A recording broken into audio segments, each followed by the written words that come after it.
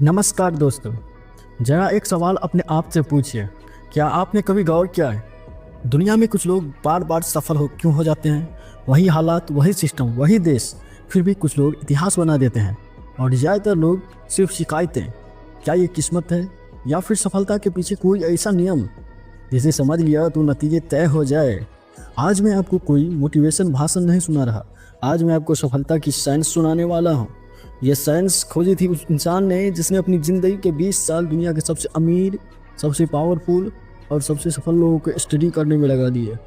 उस इंसान का नाम था नेपोलियन हिल।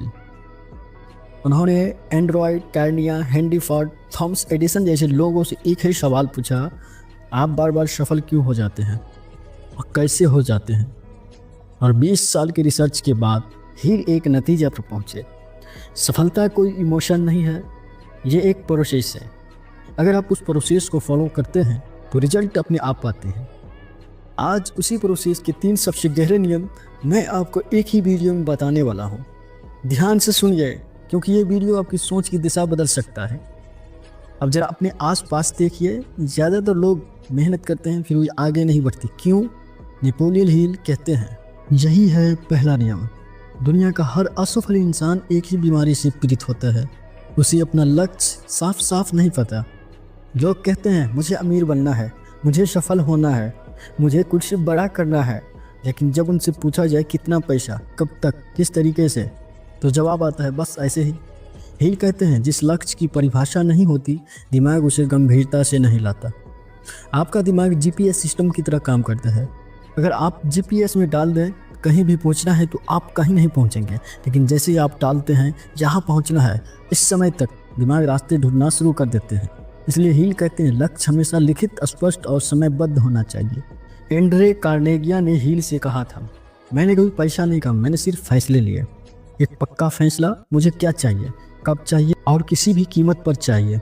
आज अगर आपकी ज़िंदगी धुंधली है तो सच मानिए आपका लक्ष्य धुंधला है। अब यहाँ से दूसरा नियम शुरू होता है।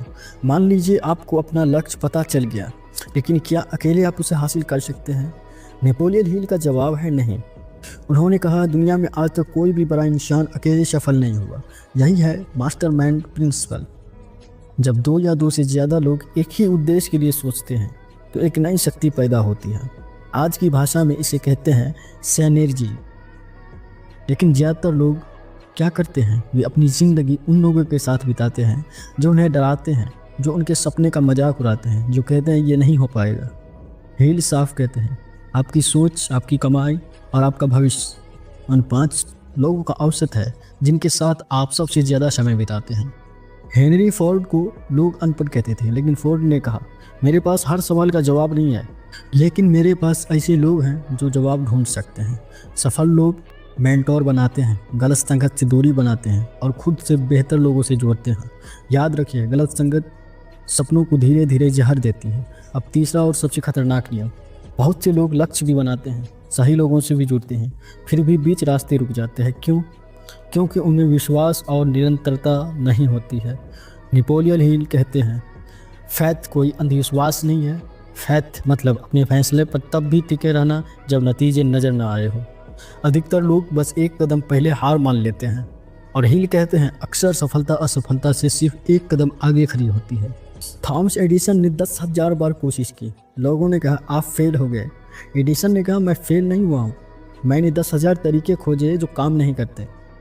जब आप रोज़ अपने लक्ष्य को दोहराते हैं, उस दिशा में काम करते हैं, तो आपका सबकॉन्शियस रास्ते बनाने लगता है। यही कारण है कि हिल रोज एफर्मेशन और रेपुटेशन की बात करते हैं। दोस्तों, अब जरा इन तीनों नियमों को एक साथ जोड़कर देखिए। स्पष्ट लक्ष्य, सही संगत और अटूट विश्वास के साथ निरंतर मेहनत। ये कोई मोटिवेशन नहीं है, ये एक सिस्टम है। अगर आप इस सिस्टम को ईमानदारी से फॉलो करते हैं तो सफलता आना तय है। अब सवाल ये नहीं कि ये काम करता है या नहीं, सवाल सिर्फ ये है क्या आप इसे अपनी ज़िंदगी में लागू करेंगे? क्योंकि दुनिया में 2 तरह के लोग होते हैं, एक जो सुनते हैं, दूसरे जो करते हैं, और इतिहास हमेशा करने वालों को याद रखते हैं। जय हिंद दोस्तों।